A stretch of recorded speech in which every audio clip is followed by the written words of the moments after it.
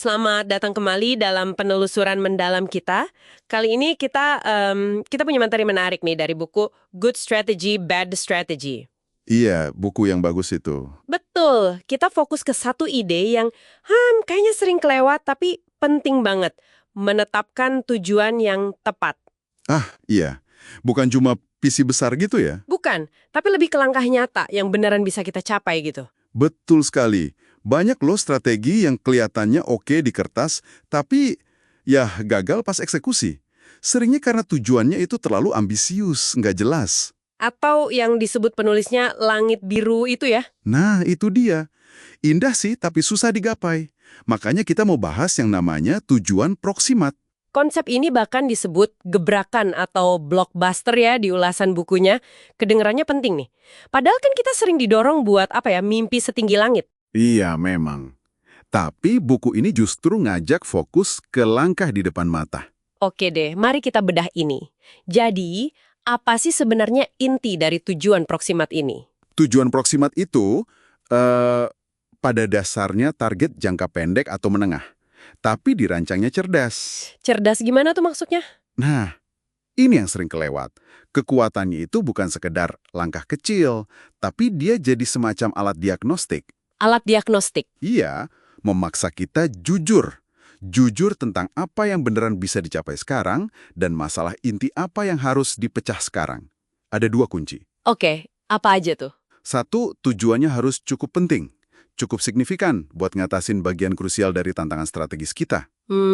Masuk akal. Terus yang kedua? Kedua, harus cukup realistis, beneran bisa dicapai lah dengan sumber daya yang ada. Jadi, ini kayak jembatan antara ambisi sama kenyataan. Oh, jembatan ya? Betul, fungsinya tuh buat ngatasi keraguan, ambiguitas, terus memfokuskan energi tim, biar nggak ngawang-ngawang.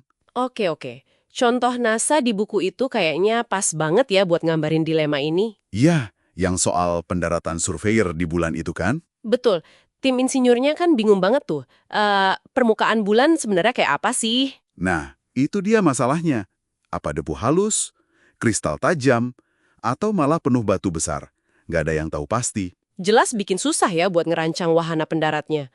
Terus gimana mereka mecahin kebuntuan itu? Ini bagian menariknya nih. Tepat.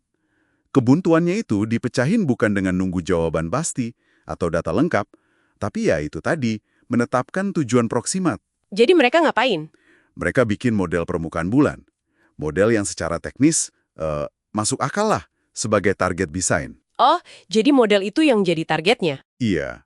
Logikanya gini, kalau wahana bisa mendarat dengan selamat di model ini, ya proyek bisa lanjut terus. Oke. Terus kalau ternyata aslinya beda jauh? Lebih parah misalnya? Nah, kalaupun nanti permukaan aslinya ternyata jauh lebih sulit, itu masalahnya bukan lagi cuma soal desain wahana, tapi udah jadi pertanyaan mendasar tentang kelayakan misi pendaratan manusia itu sendiri. Oh gitu ya, jadi tujuan proksimat ini kayak tes awal kelayakan juga ya? Bisa dibilang gitu. Tujuannya membebaskan tim dari kelumpuhan analisis, dari nunggu kepastian yang nggak jelas kapan datangnya. Proyek jadi bisa jalan lebih cepat. Ini contoh bagus banget gimana tujuan proksimat itu motong keraguan. Wah, praktis banget kedengerannya. Ada contoh lain nggak di buku itu? Mungkin yang lebih eh, relevan sama bisnis atau organisasi biasa? Ada. Dari dunia pendidikan. Ceritanya ada sekolah bisnis kecil, pengen banget naik peringkat. Rencana awalnya itu isinya daftar panjang harapan klise. Riset unggul lah, alumni hebat, program global, kewirausahaan, keberlanjutan. Hahaha, iya, yang kayak daftar belanjaan gitu ya, yang di buku disebut Dog's Dinner itu. Campur aduk nggak fokus. Persis. Terus mereka diminta fokus. Pilih satu aja, tujuan proksimat yang paling penting dan bisa dicapai. Terus mereka pilih apa? Akhirnya, setelah diskusi alot kayaknya, pilihannya jatuh ke membantu mahasiswa mendapatkan pekerjaan yang lebih baik. Oh, jauh lebih membumi ya kedengarannya. Jauh lebih konkret kan? Nah, dari situ baru deh bisa dirancang langkah-langkah nyata. Misalnya, identifikasi 10 perusahaan target utama. Bentuk tim buat riset kebutuhan spesifik perusahaan itu. Terus, sesuaikan kurikulum. Iya, jadi lebih jelas arahnya mau ngapain. Bandingin coba sama rencana LAUSD yang dikritik di buku.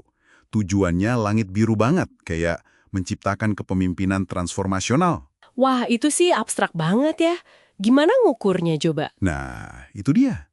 Terlalu abstrak, nggak realistis, dan yang paling parah, gagal mendiagnosis akar masalah sebenarnya apa. Oke, jadi ini semua artinya apa nih buat Anda, para pendengar, yang mungkin lagi nyusun strategi atau lagi ngevaluasi strategi yang ada?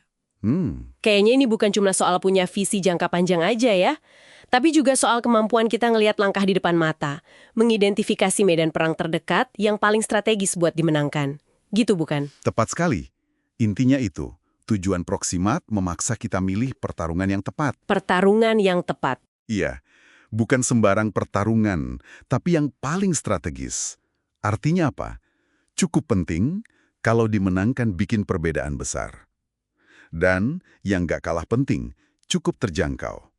Cukup realistis untuk benar-benar bisa dimenangkan. Jadi ini kayak jembatan tadi ya, jembatan vital antara ambisi sama aksi nyata di lapangan. Betul. Tanpa jembatan ini, strategi seringkali ya cuma jadi dokumen indah aja di lemari. Nggak jalan. Oke, sebagai penutup nih, mari kita renungkan sebentar. Buku ini kan menekankan banget ya, gimana tujuan Proximat itu bantu kita melewati ketidakpastian. Coba deh Anda pikirkan situasi yang lagi dihadapi sekarang. Apa sih ketidakpastian atau ambiguitas terbesar yang lagi menghambat langkah Anda atau tim Anda? Pertanyaan bagus itu. Nah, dari situ, coba pikirkan lagi, bisa nggak Anda rumuskan satu aja tujuan Proximat yang cerdas? Yang penting, tapi juga bisa dicapai dalam waktu dekat. Tujuan yang kalau berhasil, bakal signifikan banget menjernihkan kebingungan dan memfokuskan lagi energi semua orang. Apa ya kira-kira satu langkah krusial pertama itu? Itu tantangannya. Terima kasih sudah menyimak penelusuran mendalam kita kali ini. Sampai jumpa di pembahasan berikutnya.